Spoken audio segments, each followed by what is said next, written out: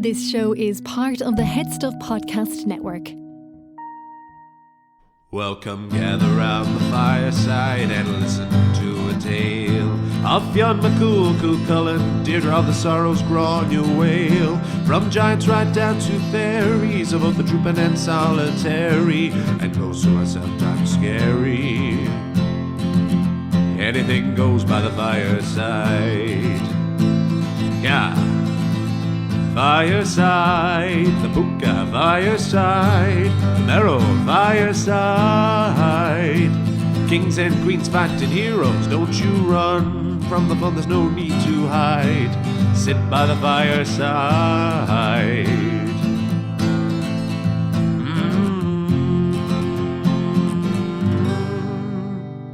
Fireside.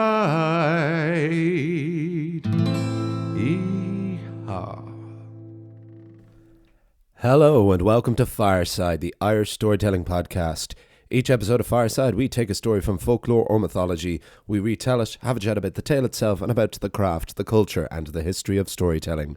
My name is Kevin C. Olahan. I'm your host and your Fireside Bard. Welcome to episode 216 of Fireside. Today on the Irish Storytelling Podcast, we have the origin tale, the framing device of one of the great epics of world folklore. This is the 1001 Nights. This is the Arabian Nights. This is the tale of Scheherazade. But before we get down to that, a big welcome to any new, any returning listeners. If this is your first episode, this episode is a little bit of a departure from what we normally do on Fireside, where we mainly alternate between Irish mythology and folklore, but at the moment every third tale we're exploring a world tale to expand our breadth and our understanding of everything folklore, mythology and storytelling wise, and it's very exciting to be sampling a tale from such an incredible and storied text as the Arabian Nights is. But if you're a returning listener, you know all about that, and then thank you so much for your continued support. Please do follow me over on Instagram at Fireside Bar. That's the best place to get in touch with me. Send me a message, any thoughts, queries, or if you just want to say hello.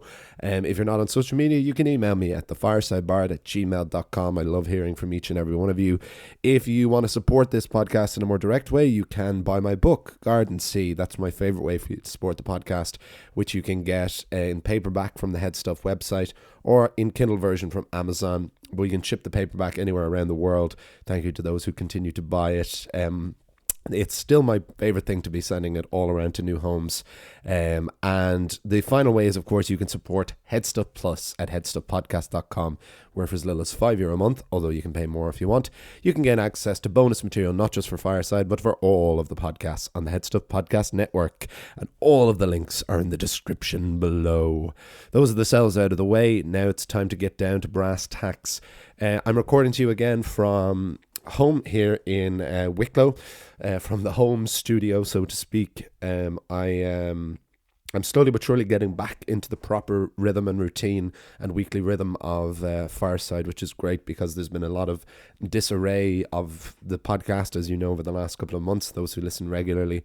But I'm slowly but surely getting back to it, and we will make up for the couple of weeks where there was a story only every second week or whatever. I will catch back up to where we should be by this point in the year. But definitely good news. I'm definitely feeling a lot better and feeling a lot more in control of things after a very, very troubling 2023 so far. I'm starting to feel a bit more settled into the new rhythm and routine of my both home life and work life, which is good. I'm finally finished up and on the final part of the edits of my novel, and settled more vocally into the work that I'm doing at night, which is I'm mostly playing Irish folk music and doing literary tours around Dublin. So again, anybody, especially from overseas, who's around Dublin or visiting Ireland over the summer, do let me know if you're around Dublin and you want to do like a literary tour or come along and see me play some live music in the pubs around town. It'd be great to meet any listeners of the podcast. That's always a very special thing when I get to do that. And still vocally, you'll be able to hear I'm still a little bit hoarse. I'm gigging 7 or 8 times a week at the moment usually, which is great to be able to say it's what I wanted to do with my time here, my first summer in Ireland in a long time. But naturally it does take a lot of getting used to physically as well as anything else. But it's good to get a bit of vocal iron back, and so that to be able to not only do the gigs but also to be able to record Fireside with the standard that I would want from it. But with that out of the way, I'll get down to the tale. So those who've been listening over the past couple of months know that I nearly did a story from the 1001 Nights a few weeks ago, but it just got a bit too big for me because how these tales are structured means there's a lot of stories within stories. So a lot of them were too long, too expansive, too detailed for the purposes of doing on an episode of Fireside. They needed a little bit more care and time and effort. And so I decided, but having looked at a few other sources, they're just too important. This is, as far as Western literature is concerned, this is like the most popular collection of stories, the most popular and acclaimed book that we know that has come out of the Eastern world. And certainly apart from the Grimm tales, this is the other big collection of world folklore, which we know as the Arabian Nights, but that is a westernized name of it. It is known as the 1001 Nights in from its Persian origins and in ancient Arabia, and still to this present day. And it encompasses many different countries and cultures that all have their own versions of it, but this is the origin story and the framing story. And I was going to do one of the other tales from the heart of the text, but the framing device, when I discovered the background to it and that it was a story in itself, seemed too interesting and fascinating, and it's a very different kind of story than anyone we've done before. It has a real brutality to it, but a real humanity, and center to it is what is always one of my favorite themes, is the theme of storytelling itself and of the power of it. And that's a really lovely universal theme that I love exploring, because you see that any of these great cultures that have built up around storytelling, whether it's Irish or Norse or Persian or German or wherever, they always have this as a center, and that's so universal and unifying and makes it all seem like one world, which is always very, very fascinating to me and makes it feel like this is the right thing to do, to be sampling these stories from all around. So with that in mind, we will of course chat more afterwards, but this is the incredible Scheherazade and the 1001 Nights on Fireside.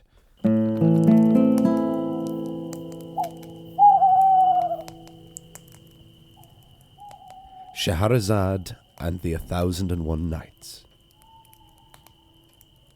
Long ago, in ancient Persia, there lived a Sassanid king with 2 sons. Both boys grew into mighty hunters, each destined to become great kings themselves. The elder son, Shahryar, inherited his father's kingdom, but the younger brother, Shahzaman, became Sultan of the land of Samarkand. The 2 brothers each married and ruled respectively for the next 20 years. But after such a long time, King Shahryar began to miss the company of his younger brother.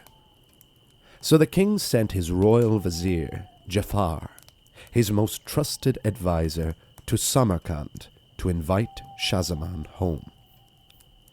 The vizier travelled the many long and dangerous miles and finally arrived at the kingdom of Samarkand. Shahzaman was delighted to be invited to see his brother, and the next day left his kingdom with Jafar. However, soon after departing, Shahzaman realized he had left a gift behind that he intended to give to Shahryar, and so returned to Samarkand. He had left the present in his bedchambers, and it was midnight by the time of his return. Shahzaman entered the room and was horrified to discover his wife in bed with one of his servants. The king was hurt, devastated, and enraged. He drew his sword and killed his wife and the servant on the spot. "I have been gone for less than 1 night," Shahzaman lamented. "How many lovers would she have kept while I was away?" Shahzaman was depressed. but he still left Samarkand to visit his brother. Shahryar was ecstatic to see his younger brother after 20 years, but Shahzaman was too shaken and angry to return the feeling. "What is wrong, brother?" asked Shahryar. "Are you not happy to see me? Happy to return to the home we both grew up in?" "I am sorry," said Shahzaman. "I do not wish to burden you with what has happened to me." Shahryar presumed that his brother was merely suffering from the stress and pressure of ruling a kingdom, and so did not press the matter further. The king instead suggested that he and Shahzaman should go out hunting. Shahryar said, "It will take your mind off things, and remind us both of a time before the weight of responsibility which we both bear." But Shahzaman could not think. He could not eat. He certainly could not hunt. So Shahryar went hunting alone, and Shahzaman remained in the palace to wallow in his depression. While alone, Shahzaman looked out the window at the magnificent gardens of the palace, the gardens he had played in as a child. He noticed a gathering of servants and concubines. He counted. There were 20 in total. And who was that in the centre? It was the queen. It was Shahryar's wife. Shahzaman watched as his brother's bride invited all of the servants and concubines to take off all their clothes, and Shahzaman could not believe what he saw. But he suddenly didn't feel like he had it so bad. When Shahryar returned from hunting, he found his brother in much better spirits. "Are you feeling better?" the king asked.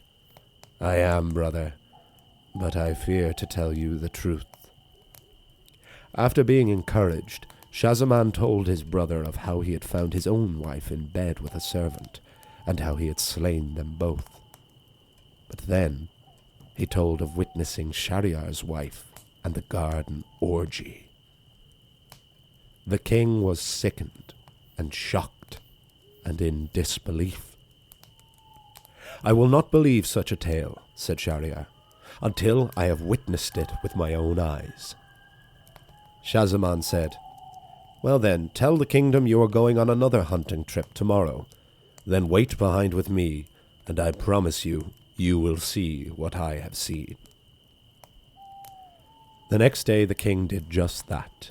He waited in the throne room and witnessed his wife in the gardens. Shahryar could not watch. He felt betrayed. He felt sickened. He was a king, and he had been made a fool of. The two brothers were disillusioned. They wondered, could any woman be trusted? So they decided to find out. Shahryar and Shahzaman went on a quest to seek answers. They came to a cliffside where they witnessed a storm cloud approach. But it was no storm. The black cloud transformed into an enormous and powerful jinn, with huge arms, a barrel chest, and with fire burning from its eyes. The two brothers took refuge in a tall tree to hide from the wrath of the jinn. The huge monster held in its hands a chest. He lay the chest on the ground and opened 7 locks. Then a beautiful woman emerged from inside. "Wife," said the jinn, "I wish to sleep. May I lay my head upon your knee?" The jinn lay down and began to sleep. The woman then observed the 2 kings up in the tree. "Come down here," she said. The 2 brothers refused, fearing the wrath of the jinn. "Come down here, or I will wake the jinn and he will kill you." Shahryar and Shahzaman meekly clambered down. "I wish to lie with you," said the woman. "Both of you." The 2 brothers blushed and refused. "If you do not lie with me, I will wake the jinn and say that you did." And so the woman had her way with the 2 cuckolded kings. Afterwards, the woman showed the brothers a collection of 98 rings. This jinn carried me away the night I was to be married. He robbed me of my love, and so I have taken 98 lovers and a ring from each. I have made a fool of the monster who kidnapped me. And now I will take your rings to add to the collection. Shahryar and Shahzaman gave the woman their rings and fled back to the kingdom. The two brothers decided that if an all-powerful jinn could be defeated by a mortal woman, what chance did they have? Shahryar decreed that no woman could be trusted. He ordered his wife and all his servants and concubines that had been with her executed. The king then remarried, but placed into law that the day after his marriage, his new bride would be put to death before she had a chance to betray him. And it was the task of the vizier Jafar to find these young women and to execute them afterwards. And so it went. For years, hundreds of innocent women were married to Shahryar and slaughtered the next morning. The king descended into cruel madness, and the kingdom fell to ruin. Families began to flee, and rebellion stirred to overthrow the mad King Shahryar. Eventually, there were no more young women in the kingdom. The only two left were the vizier's own two daughters, Scheherazade and Dunyazad. Scheherazade was the elder, and had spent her life learning all of the stories and music and poetry of the kingdom. Jafar was incredibly protective of his two daughters, and would sooner have been put to death himself than sacrifice either of them. But one day Scheherazade came to her father and said, "Father, I will volunteer. If it is not me, it will be Dunyazad, and if it is not Dunyazad, it will be countless more innocents. Let me marry the king." The vizier protested. "My daughter, remember the tale of the ox and the donkey. The ox was jealous that he had to work all day while the donkey lazed about in the field. The farmer overheard the donkey recommend to the ox that he simply refuse to work. When the ox did that, the farmer simply forced the donkey to work instead. The ox was delighted, but the donkey regretted offering his wisdom. So the donkey then told the ox that he had heard the farmer say that if the ox did not work, the next day he would be slaughtered. And the ox never complained of work again, and the donkey never had to work again." Scheherazade knew this tale well, and she told it much better than her father did. But her mind was made up, and her father had given the girl an idea. Scheherazade went to her sister Dunyazad and said, "Tomorrow I will summon you, and you must ask me to tell you the tale of the ox and the donkey." The next day Scheherazade was married to Shahryar. But as they arrived in the bedchamber, Scheherazade began to cry. "What is the matter, my bride?" asked Shahryar, as if he didn't know.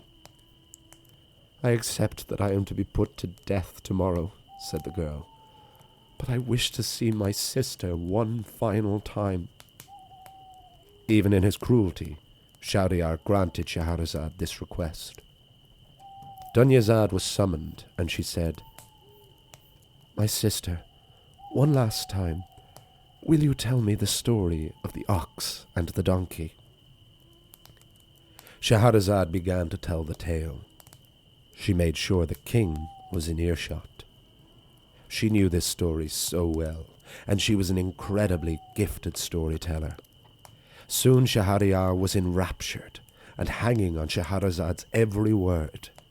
The girl drew the story out so that it lasted all night, and when dawn arrived and the story was not yet over, Scheherazade stopped.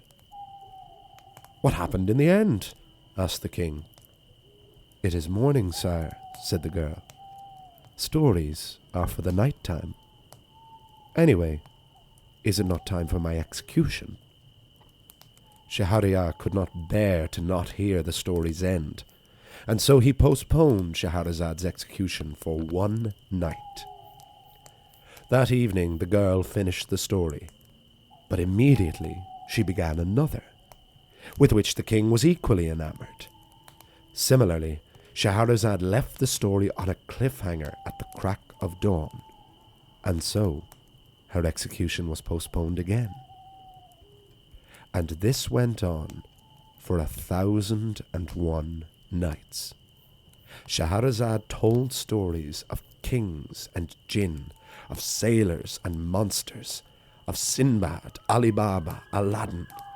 She told stories within stories, and always stopped before the end. 1,001 nights is nearly 3 years, and in this time Shahryar's kingdom healed, without the death of any more innocent women. Scheherazade also had 3 children. On the 1,002nd night, Scheherazade could think of no more tales. But by this point, Shahryar was madly in love with her, and granted his queen a full pardon. Shah Zaman was summoned once more, and married Scheherazade's sister, Dunyazad, and a reign of prosperity and peace ensued, all thanks to the stories of Scheherazade. And these tales would be written down as the 1,001 Nights, and when they were brought to the West, they would become known as the Arabian Nights. The end.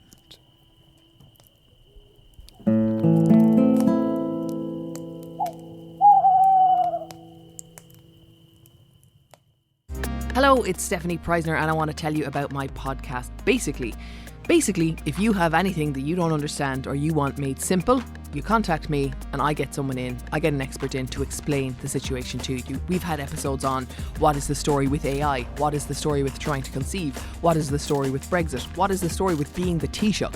We have so many episodes in our back catalogue for you to listen to, but also if there's anything that you currently want made simple, contact me on Stephanie Preisner on Instagram and I will get an episode straight for you. And that is the tale of Scheherazade and the 1,001 Nights on Fireside, and I hope you all enjoyed it. Yes, it's an incredible tale. So how the 1,001 Nights are structured, for those who might not know, this is how they begin. They begin with this tale of these 2 sons of Shah Zaman and Shahryar, and of them growing up and marrying and discovering their respective wives' infidelities, and this terrible and cruel law coming into place where no women can be trusted, and that every woman who will be married to the king will be executed the next day before she has the opportunity to even betray him. But when Scheherazade comes into the tale and she begins to tell this story, that is really where the 1,001 Nights begin, of course. And so the rest of the collection, and they vary wildly, depending on which country of origin they come from, or which version of it is an earlier or later version. For example, to get it right out of the way, the most famous stories from the 1,001 Nights, certainly in the West, would be the 7 Voyages of Sinbad, Ali Baba and the 40 Thieves, and of course Aladdin and the Magic Lamp. And this, as a Western child growing up in the 90s, this was of course my first encounter with any of these tales, was the Disney film Aladdin. And I always remembered in Robin Williams' opening line in the song Friend Like Me, there was the line, well, Ali Baba had them 40 thieves, Scheherazade, she had 1,000 tales. And so I always remembered the name from there, and that's when I started to get much further and deeper into storytelling and folklore and mythology. That was my jumping off point there. And I first came across a beautiful collection of these books, which I will put in the link in the description below, as well as my source, because I used a more recent Penguin adaptation, but was an adaptation of this writer, Richard F. Burton, and it was a beautiful hardback version of these tales, which I bought as a birthday present to a dear friend of mine who's a great writer and storyteller herself. And that was the most beautiful edition I'd come across of them. And that was, Burton was the one who popularized the tales in the West. And that is when they became known as the Arabian Nights rather than the 1001 Nights. But so that's a crude background of my background with them. But for those tales that are why I know about them, like Sinbad and Aladdin and Ali Baba, interestingly, none of those tales are in the original 1001 Nights. They were all later editions as they spread to other countries and cultures and as they came up around various parts of the Middle East. And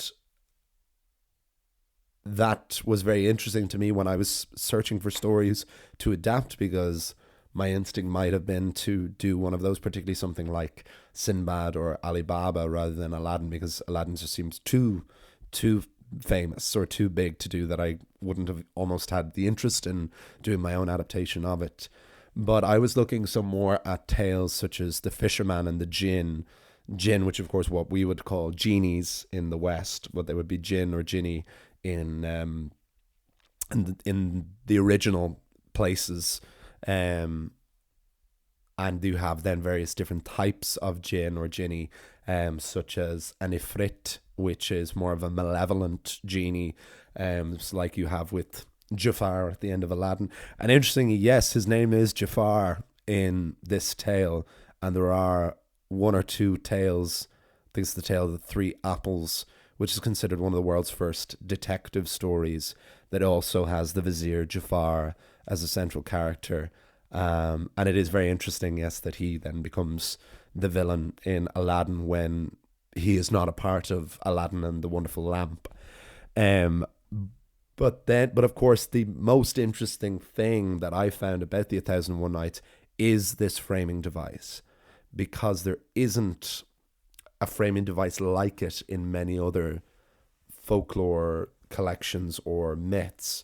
You know, they're apart from individual stories. Like you could make the case that the Hawk of Achill, which essentially combines all of Irish mythology as this one conversation between these two characters, that is some of the framing story. But in the Arabian Nights, in the 1001 Nights, that is kind of the gospel of it. Like that is how they're structured, no matter what version of them you discover. Scheherazade is integral to it, and there is a metatextuality to it where they are a collection of stories about storytelling.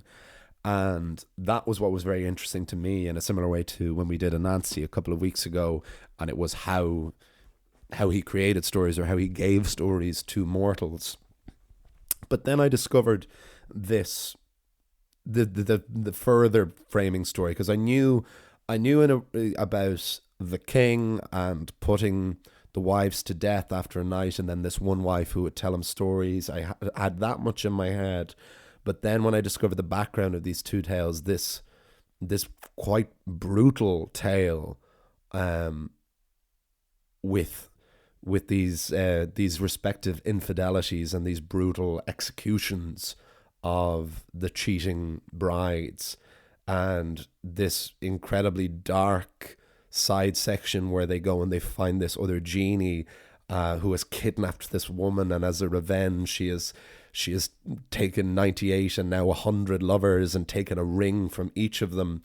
It casts itself in a very, very dark world, and if you were to look at it from even like a feminist point of view, it seems very anti-female and anti-women, this this idea of this structure, this framing device of you can't trust women, that all women are deceitful, and the idea of these being stories that were told to children then suddenly seems problematic. And it's still important and occupies its place in history, but why should we keep retelling these, and why would I want to tell this story now to people who may or may not know this story? But then you have Scheherazade herself, Scheherazade, who comes into it and takes complete agency in her own narrative. She chooses to be sacrificed to the king. Her father does not want her to, does not offer her up, but Scheherazade does for the sake of other women and for the sake of her younger sister, and has this plan that she can put this to end. And she does not do this with her body, or she does not do this with violence or aggression. She does it with stories and with cunning and intelligence and compassion. And that suddenly changes the entire narrative, and makes it very interesting that for the beginning of this story, which seems very, with a lot of cheating and cunning female characters in it, that suddenly we have Scheherazade here who completely reverses that, and that the whole narrative of this collection that has been around for over 1,000 years, the fact that that is a very strong, such a strong character, and that she is the true hero of this tale, of this collection of tales, regardless of the many different avenues they go down, dealing with monsters and ghosts and demons and heroes and villains, it always roots back to Scheherazade fighting for her life every single night, and always fighting for her life with a new story. And that eventually, after nearly 3 years, and after giving birth to 3 children, and finally running out of tales, hundreds of tales later, she finally gets the pardon, because Shahryar has finally come out of his madness and finally thinks that no, maybe not all women are bad, and he can finally admit his love for this one woman. But it just felt like, for all of the 1001 Nights tales that I did read, and again, I'll put the link in the description below, and for those who haven't encountered them or read them yet, I do highly recommend, especially always if you can find one of the earlier translations of them, which can seem a little bit more alienating when you're reading it from, like, I like reading the early texts of the Irish myths and folktales, can be quite alienating because they're written in a very different kind of style and language. But it is worth it to see, first of all, how they were written and how they were told, and then how they have been adapted and retold over the years. But for all of the tales that I read, I could never get Scheherazade out of my head.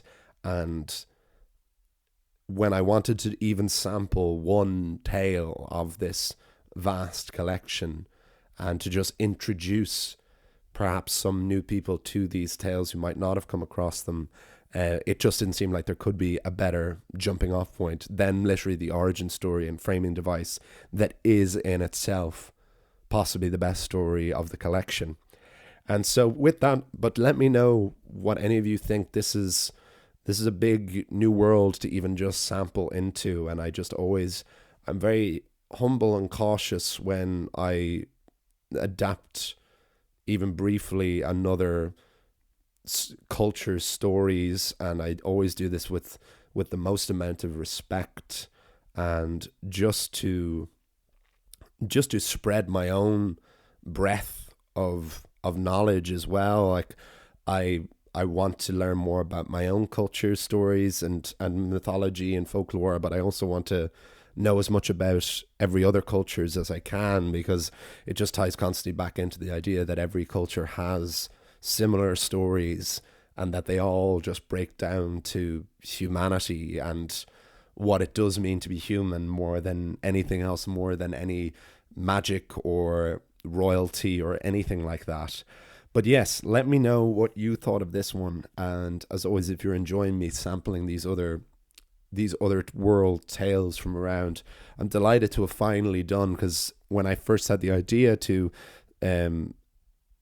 dip into other folklores and mythologies from around the world, this was always very prevalent, because as I said, aside from the Grimm tales, this is the other big collection of folklore in the world, and I could not sample a tale of it, and I'm very happy to have dived into this world a little bit, and it will make any time I revisit these 1001 Nights now all the richer. And I hope that there's even a couple of you who might not have read them who might now read them yourselves, and let me know what your thoughts are on the stories or on the 1001 Nights. I very much look forward to hearing from you.